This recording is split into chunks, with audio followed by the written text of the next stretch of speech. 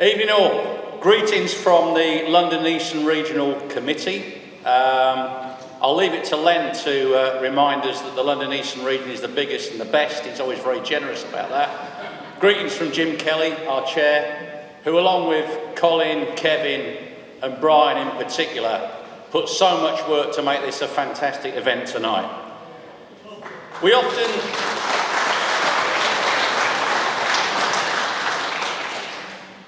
talk about a moment in time.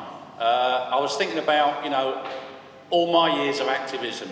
The moments in time have included the poll tax demonstrations, where millions of working people came out in the streets and said enough is enough, and it led to the demise of that witch, Mrs. Thatcher.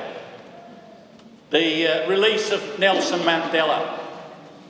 Millions of people around the world on the streets again, helping our comrades in South Africa pull down that evil apartheid system. And much more recently, of course, following the murder of George Floyd in America, the uprising that was the Black Lives Matter movement, mostly young people. These are the sort of moments in time that I remember. And of course, the moment in time in our organised labour movement, of course, was the Pentonville 5. Right at the centre of the greatest wave of militant industrial strike action since 1926. But that moment was only possible on the back of decades of patient organising, hard work, solidarity, resistance. And these moments, yes, they do have a degree of spontaneity. One of the speakers talked about spontaneous action. And the momentum does build, the fire does spread. But it's always only possible on the back of proper, organised trade union communications and activity.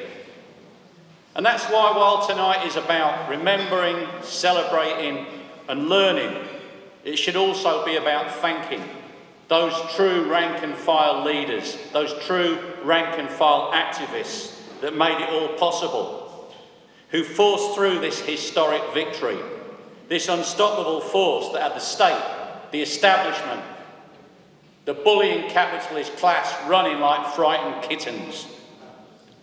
So we had Ted Heath then, and we got Johnson now. Our movement tends to place Thatcher on the pedestal of evil when it comes to attacking trade union rights, and she took some beating. But the Industrial Relations Act of 1971 was the establishment's gloves-off moment, representing a full frontal assault on working class conditions and working class organisation. And along with other groups of organised workers, the dockers squared up to their employers, asserting their rights, defending their conditions, defending their communities, and most importantly, defending their shop stewards, and they won. And I was checking again today which other groups of workers formed that 250,000 plus workers who took unofficial strike action.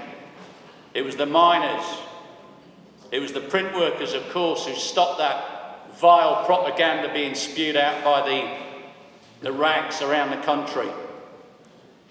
Bus workers, lorry drivers, car workers, building workers, customs and ground handling at the airports, and all of the workers from London's big markets. Fast forward 50 years, and Johnson, another grinning, bumbling, idiot facade, hiding a nasty, vindictive, racist, ruling class warlord, expects workers to pay for the crisis following the worst pandemic that the world has faced for 100 years.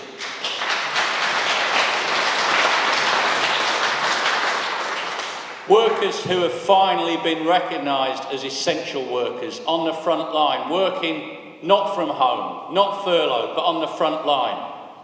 Not just the nurses and the doctors, but people that keep our streets clean, people that empty the bins, people that drive the buses, the delivery drivers, supermarket workers, and he expects them now to pay the price.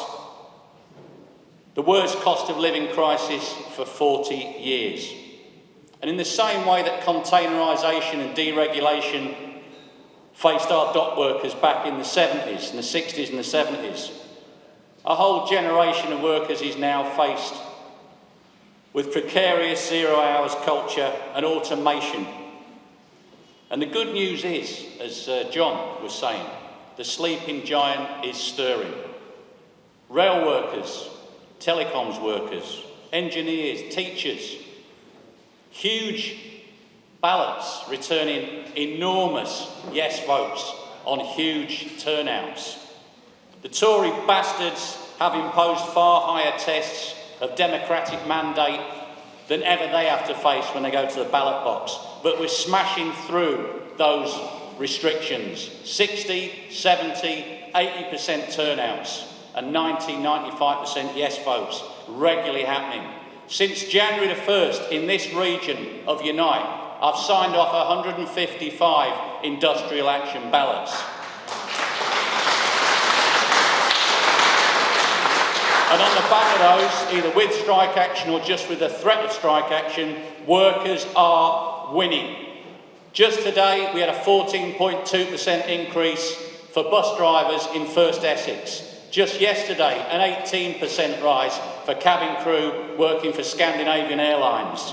And it's not just pay. I want to pay tribute to our members who worked for the disgusting contractor Serco at the Barts Hospital. We've got Tabitha Ahmed tonight, our officer who led a strike there, 2 weeks, a 2-week strike that won the pay demand that they were making, but most importantly means that 1,800 workers, mostly black and Asian, will be returning to the health service where they should have been in the first place.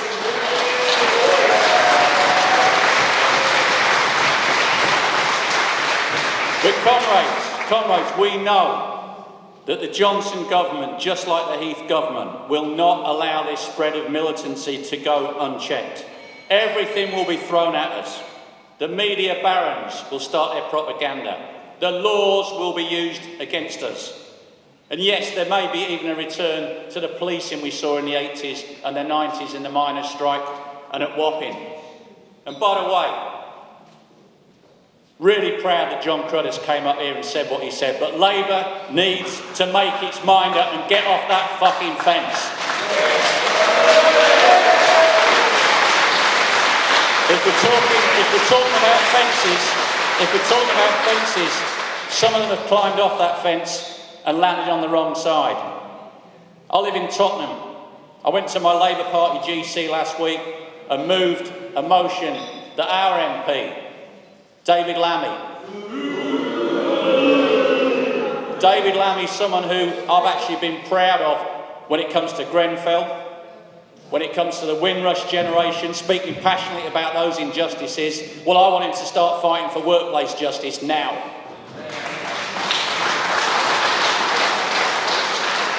Absolutely disgraceful when he attacked the British Airways check-in staff, mostly women workers, who are not demanding a 10% pay rise, they're demanding their 10% back that British Airways robbed off them during the pandemic.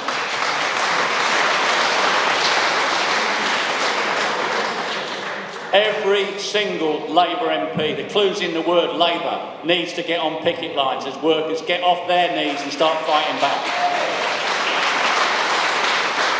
And this is where we need to learn the lessons of 1972. We cannot operate in industrial silos. We cannot allow competitive trade unionism to thrive. We must not allow the propaganda and the press to divide us, setting a rail worker against a nurse and all that bollocks we've been hearing the last few weeks. And we must be ready to organise. There's a lot of excitement within sections of the left about this wave of strikes. We haven't got time for excitement. Unions are ideally placed to lead the charge. We have the structures, the democracy, and increasingly the strategies and the determination to present a formidable alternative to a catastrophic future of shit jobs, a crumbling health service, climate change, and growing inequality. We need that alternative, and we will deliver it. So yes, we look back with pride at the events surrounding the Pentonville 5, and we learn the lessons of solidarity, working class organisation, and militancy. But tonight, I want to end by thanking all of those leaders, those activists, Colin, Kevin, Brian, Frank, and all the Pentonville Five themselves for everything they taught us. I want to say something about Brian, my comrade here. We hanged his photograph, the famous photograph. The sideburns, the shades, Vic on his shoulders. We've got that in our corridors at the region here. And Brian, for me, is an absolute paragon of what trade unions has been all about. He stood by myself and Jim as we turned our region from what it was 20 years ago into a progressive, fighting back region. And that was from the lessons of Pentonville 5 and all the history and culture of our DOCS membership. Andy, what a great speech tonight. Really proud of you. You're here right now. We learn from the past and we go forward in the future. Thank you very much.